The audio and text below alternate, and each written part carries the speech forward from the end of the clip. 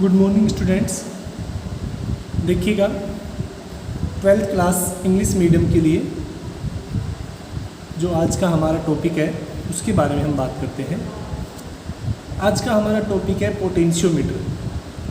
बच्चों, इससे पहले जो हमने टॉपिक डिस्कस किया था, अगर हम उसकी बात करें तो इससे पहले जो टॉपिक हमने डिस्कस किया है उसके अंदर एक मीटर ब्रिज था,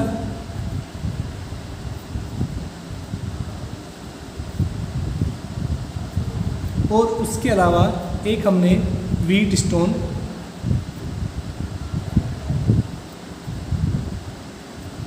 ब्रिज, ये दो हमने डिस्कस कर चुके हैं। तो जो नेक्स्ट टॉपिक है पोटेंशियोमीटर, ये भी आपका एक प्रैक्टिकल है, थ्योरेटिकल के साथ साथ प्रैक्टिकल भी करना है इसका, ठीक है। तो ये भी एक इलेक्ट्रॉनिक डिवाइस है। पोटेंशियोमीटर भी क्या होता है कि इलेक्ट्रॉनिक डिवाइस होता है जिसका मेन यूज है वो क्या होता है, टू मेजर अननोन ईएमएफ और पोटेंशियल डिफरेंस एक्यूरेटली। यानी जो पोटेंशियोमीटर है वो किसी भी सेल का ईएमएफ किसका होता है, सेल का होता है। किसी भी सेल का ईएमएफ मेजर कर सकते हैं हम इससे। दूसरा, हम इससे पोटेंशियल डिफरेंस कैलकुलेट कर सकते हैं, और तीसरा, हम इससे दो सेल के ईएमएफ को हम कंपेयर भी कर सकते हैं। तो ये तीन एप्लीकेशन हम इससे कर सकते हैं। एक क्या, सेल का ईएमएफ हम फाइंड आउट कर सकते हैं। दूसरा, पोटेंशियल डिफरेंस फाइंड आउट कर सकते हैं। देखिए, पोटेंशियल डिफरेंस के लिए वोल्ट मीटर भी होता है, ठीक है। और तीसरा क्या कर सकते हैं हम, इसको दो सेल का ईएमएफ भी हम कंपेयर कर सकते हैं। बच्चों, इसके जो पीडीएफ नोट्स हैं वो आपके ग्रुप में अपलोड कर दिए गए हैं। ये वीडियो कुछ देर में अपलोड हो जाएगी। तो सबसे पहले हम बात करते हैं इसके कंस्ट्रक्शन की, कि इसके कंस्ट्रक्शन में क्या क्या होता है। देखिएगा कि ये पूरा सिस्टम है, एक वुडन के जो बोर्ड होता है, यानी वुडन बेस के ऊपर फिक्स होता है। क्लियर, पूरा ये एक वुडन बॉक्स होता है, ठीक है ना, वुडन का बोर्ड बोल सकते हैं उसको। उसके ऊपर क्या होता है कि एक ये कॉपर स्ट्रिप लगी होती है इस तरह से यहाँ पर, और यहाँ से एक वायर, 1 मीटर लंबा वायर यहाँ तक पहुँच जाता है। फिर यहाँ पर एक कॉपर स्ट्रिप लगी होती है थोड़ी बड़ी, इससे फिर ये वायर इस तरफ आता है 1 मीटर लंबी, फिर इस कॉपर स्ट्रिप से फिर इधर की तरफ आता है, फिर इधर की तरफ। इस तरह से यहाँ पर देखिएगा 1, 2, 3 और 4 वायर है। ये डिपेंड करता है कि आप पोटेंशियोमीटर कौन सा यूज करें। किसी पोटेंशियोमीटर के अंदर 4 वायर होते हैं, किसी पोटेंशियोमीटर के अंदर 3 वायर होते हैं, किसी पोटेंशियोमीटर के अंदर 10 वायर होते हैं, ठीक है ना। तो ये 4 to 10 मीटर के एक वायर 1 मीटर का लंबा होता है, तो ये कितने मीटर हो गए, 4 मीटर का ये टोटल कनेक्शन हो गया, ठीक है। तो किसी में 10 भी होते हैं, ठीक है ना, हमें उससे कोई मतलब नहीं है, ठीक है। अब देखिएगा तो पूरा वुडन फ्रेम पर क्या होते हैं, वायर इस तरह से लगे होते हैं लेफ्ट राइट फॉर्म में, ठीक है ना। यानी ये सारे वायर एक दूसरे के क्या होते हैं, पैरेलल लगे होते हैं, ठीक है बच्चों। यहाँ फर्स्ट एंड हो गया, इस तरह से ये वायर ऐसे घूमेगा, फिर इस तरह से घूमते हुए, इस तरह से घूमते हुए, और ये क्या हो गया, सेकंड एंड। ये ए और बी इस वायर के 2 एंड हो गए, ठीक है ना। देखिए, यहाँ से 0 से लेके ये 100 सेंटीमीटर तक हो गया, फिर यहाँ से 100 से लेके ये 200 सेंटीमीटर हो गया, यहाँ से लेके 300 सेंटीमीटर, और यहाँ से लेके 400 सेंटीमीटर। यानी ये टोटल 400 सेंटीमीटर या 4 मीटर का वायर है। क्लियर बच्चों। इसके अलावा देखिएगा, इस वाले पॉइंट ए पर एक बैटरी लगी होती है, ये हमने बैटरी लगा रखी है, ठीक है। एक की होती है, प्लग की स्विच होता है, और एक रियोस्टेट होता है, यानी इससे हम रेसिस्टेंस को इंक्रीज या डिक्रीज कर सकते हैं। और ये दूसरा किस पर कनेक्ट होता है, बी पर कनेक्ट होता है, यानी ए और बी के बीच में एक बैटरी, एक प्लग की और एक रियोस्टेट कनेक्ट होता है, ठीक है। और ए बिंदु से ही क्या होता है, एक वोल्ट मीटर के द्वारा वायर एक जॉकी के, यहाँ पर ये क्या होती है, जॉकी से क्या होता है, इस वायर के ऊपर हम स्लाइड कराते हैं इसको, ठीक है। और ये 1 मीटर लंबा स्केल रखा होता है, जिससे हम क्या करते हैं, मेजरमेंट करते हैं। ये स्केल है, ये इस डिवाइस के अंदर इनबिल्ट होता है, यानी फिक्स होता है। तो अब देखिएगा, हम बात कर लेते हैं इसके कंस्ट्रक्शन की। It consist a long wire A B, ये एक ए बी लॉन्ग वायर होता है इतना बड़ा, यहाँ से लेके और यहाँ बी तक, ए से लेके और बी तक। It consist of long wire A B usually 1 to 10 metre, कितना होता है ये, लगभग 1 से लेके 10 मीटर तक का होता है। That is made by the magnesian. देखो ये जो मैग्नीनियन है, हमने जब मीटर ब्रिज पढ़ा था उस टाइम भी हमने बोला था कि जो ये वायर है वो किसका बना होता है, मैग्नीनियन का। तो मैग्नीनियन का यूज क्यों करते हैं, या मैग्नीनियन या कॉन्स्टेंटन, ठीक है, ये दो एलॉय होती हैं, स्पेशल टाइप एलॉयज, उनसे बने होते हैं, ठीक है ना। अब देखिएगा यहाँ पे मैंने उसका कोज लिख दिया है कि हम मैग्नीनियन या कॉन्स्टेंटन क्यों यूज करते हैं, क्योंकि ये जो ऑयल जो ये एलॉयज होती हैं इनका रेसिस्टिविटी क्या होती है, हाई होती है, यानी इनका जो रो है वो क्या होता है, हाई होता है। हाई रेसिस्टिविटी होगा तो रेसिस्टेंस भी क्या हो जाएगा, ज़्यादा हो जाएगा।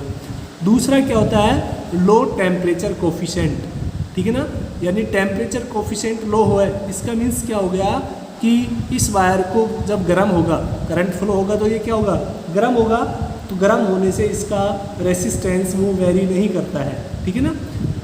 लो टेम्परेचर कोफिशिएंट का मतलब क्या हो गया कि जिन मेटल्स का या जिन एलॉयज का लो टेम्परेचर कोफिशिएंट होता है उनको गर्म करते हैं पर उनका रेसिस्टेंस पर इफेक्ट नहीं पड़ता है, ठीक है। अदरवाइज हमने ओम के नियम में पढ़ा था कि जब टेम्परेचर को बढ़ाते हैं तो रेसिस्टेंस भी क्या होता है, बढ़ जाता है, ठीक है। अब देखिएगा, wire fix on the wooden board, ये पूरा जो वायर है ये किस पर फिक्स होता है, एक वुडन बोर्ड पर विद मीटर स्केल, और उसके साथ क्या लगा होता है कि मीटर स्केल लगा होता है with the parallel to each other, यानी ये जो वायर्स हैं, ये सारे एक वुडन बोर्ड पर फिक्स होते हैं, इसके साथ एक मीटर स्केल लगा होता है और ये सारे वायर क्या होते हैं, एक दूसरे के पैरेलल होते हैं, क्लियर। अब देखिएगा next, the end A and B are connected with the battery, a plug key and a rheostat, यानी जो ए और बी एंड है, ये वाले जो ए और बी एंड हैं वायर के, किसके एंड है, ये वायर के, ये एक बैटरी से, एक प्लग की यानी कुंजी स्विच से और एक रियोस्टेट से आपस में क्या होते हैं, जुड़े होते हैं। मतलब ए और बी के बीच में ये 3 इंस्ट्रूमेंट और जोड़े जाते हैं, ठीक है। इसको सर्किट को प्राइमरी सर्किट या ऑक्सिलरी सर्किट बोलते हैं, ठीक है। This circuit known as the driving या ऑक्सिलरी सर्किट। ड्राइविंग मीन्स ये जो सर्किट है, ये जो प्राइमरी सर्किट है ये पूरे सर्किट में करंट को ड्राइव करता है, करंट को स्प्रेड करता है, ठीक है ना। ये जो कि that connected at the along volt meter can slide along the length of wire, और एक जो जोकी है वो ए पर जुड़ी होती है, किसके साथ, वोल्ट मीटर के साथ, और वो इस वायर के ऊपर क्या करती है, स्लाइड करती है, यानी मूव करती है। अब देखिएगा जो प्रिंसिपल है, प्रिंसिपल देखिए आपको प्रत्येक डिवाइस का प्रिंसिपल याद रखना है, क्योंकि प्रिंसिपल एग्जाम में पूछे जाते हैं कई बार कि 1 नंबर में पूछ लिया जाता है कि write the principle of voltmeter, write the principle of ammeter, write the principle of metre bridge, या write the principle of wheatstone bridge. तो इनका प्रिंसिपल आपको याद रखना है, ठीक है। तो देखिएगा पोटेंशियोमीटर का जो प्रिंसिपल है वो क्या होता है कि व्हेन ए कांस्टेंट करंट, ठीक है, when a constant current flow through a wire then potential drop across any length of wire is directly proportional to length. आपको पता है कि जैसे एक वायर है यहाँ से ए से और बी, मान लेते इसकी लेंथ है वो 5 मीटर है, कितनी है, 5। अब देखिएगा यहाँ से अगर कोई पोटेंशियल V चलता है, हम मान लेते हैं एग्जाम्पल के लिए 10 वोल्ट है, तो जैसे जैसे हम आगे बढ़ते हैं तो इस वायर के रेसिस्टेंस की वजह से क्या होता है, जब वो पॉइंट B पर पहुँचता है तो मान लेते हैं उसका पोटेंशियल कितना हो जाता है, 4 वोल्ट बचता है। तो यानी यहाँ से यहाँ तक क्या हो गया, 6 वोल्ट क्या हो गया, वोल्टेज ड्रॉप हो गया। यानी वोल्टेज ड्रॉप का मतलब क्या होता है, वोल्टेज के अंदर कमी होना, ठीक है ना। तो आपको पता है कि जैसे जैसे किसी भी वायर में करंट फ्लो होता है, ठीक है ना, तो उसकी लेंथ के अकॉर्डिंग क्या होता है, पोटेंशियल ड्रॉप होता है। यानी अगर आपको अब ये वायर 5 मीटर का है तो यहाँ पर पोटेंशियल ड्रॉप कितना हुआ है, 6 वोल्ट। अगर हम इस वायर को 10 मीटर का कर देंगे तो उस टाइम पोटेंशियल ड्रॉप कितना हो जाएगा, 12 वोल्ट। यानी लेंथ के प्रोपोर्शनल होता है, ठीक है ना। यानी रेसिस्टेंस भी अब लेंथ बढ़ने से क्या बढ़ेगा, रेसिस्टेंस बढ़ेगा, ठीक है।